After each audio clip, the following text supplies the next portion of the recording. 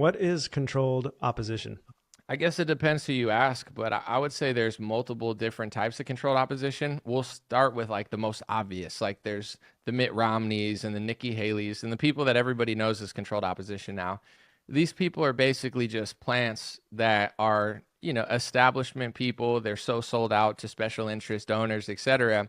And their job is basically to say talking points. So if they're liberal, let's just say they're a Democrat, they'll say we love the gays, we love black people, we love Hispanics, everybody's racist, sexist, and xenophobic, but they're working for the weapons contractors, they're working for the military industrial complex, they're working for the pharmaceutical lobby, and everyone, but they just figured out what to tell Democrats, so you think they're one of them. And then on the right, those same people say patriots protect our veterans, and we love guns and free speech, and some of them will say that, and then they're passing bills against the First Amendment for a foreign country. So that to me is the most obvious controlled opposition. Other people, I think they're doing it, but they're not aware that they're doing it. Like I know there's certain social media accounts where I don't necessarily think they're completely in on it, but they're so emotional or egotistical or fanatical about their party that they're willing to basically lie or cover stuff up that would help the American people for their own best interests or their own agenda. And I know in this world that I'm in of like politics, there's different ways you can control people. Not everybody you just give them money and say, here's $5 million. You do that to politicians. Here's $5 million. You're going to pass this bill for us. But to influencers and stuff, all you have to do is flatter them. Similar to like RFK flattered Trump. Now we might actually get something. It's like you just have to like fly them to an event or tell them you can come to Mar-a-Lago. And, once they go there, it's like, do you want to do real journalism against Donald Trump? You just got to party with his whole family. Like, are you going to go now call him a liar when he's talking about the vaccine? You're going to lose access to these events. I got invited to the White House in 2018. I'm part Puerto Rican, and it was some Hispanic thing. And one of my friends was like, hey, I could get you on the list and you could go. And I went, and once I started telling the truth about Trump afterwards, I'm not saying I didn't do it before, but once he started shifting his tune on the vaccine, I thought to myself, I'll probably never get invited anywhere again. I just don't care. It's like it would be cool to go again if Trump were in the office, but if I don't get invited again, if there's two paths, like lie or get invited to social events, I'm not that desperate for friends or a good time. I can make my own good time. So I think a lot of people are controlled in that sense. They are trying to be politicians, or they are so immersed in their own echo chambers that they don't want to lose the resources that they have. And I know for sure too, when it was Trump versus DeSantis in the primary, I didn't even vote in the primary. I didn't really care which one won, but I was just trying to accurately report on the things that Trump was doing right and the things that DeSantis did better. Quick example, he hired a Surgeon General, Joseph Ladapo, in Florida. DeSantis did. He's the best Surgeon General in the country. He was calling out the pharmaceutical industry. Like, objectively, regardless of what you think of DeSantis or Trump, like, that's just the truth. So when I reported that, I had people text me that run advertisements for multiple influencers, and they said, An0maly, I love what you're saying about the primary. He goes, so many people agree with you, but they're afraid to say it because they're going to lose their pro-Trump sponsors and they need to feed their family.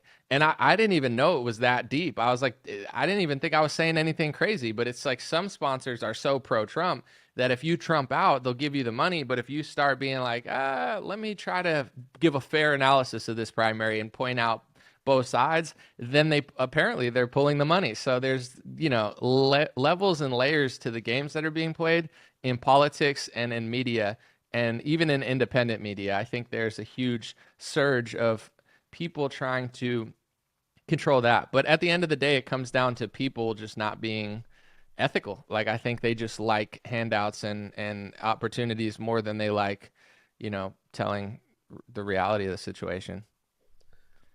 You made me think of these people on the mainstream media and these people that get really big on one side or the other.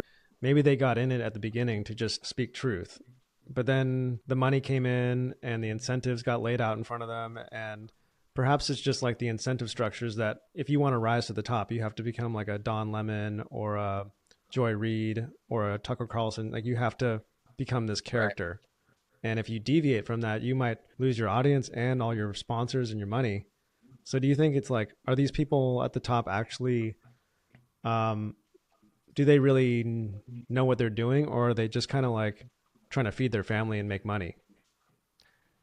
I think it's a combination of both. If you look at this video, it's fascinating. If you could find it, Don Lemon talking about Black Americans, he sounds like Bill O'Reilly on steroids. He's like, pull your pants up, act right, stop committing crimes. Like Don Lemon. He sounds like an old white Republican just yelling at somebody from his lawn. And it's like, how could you go from that to some guy completely clueless? Like, even if you disagree now, you at least have the awareness of like, I know what they're thinking because I used to think that.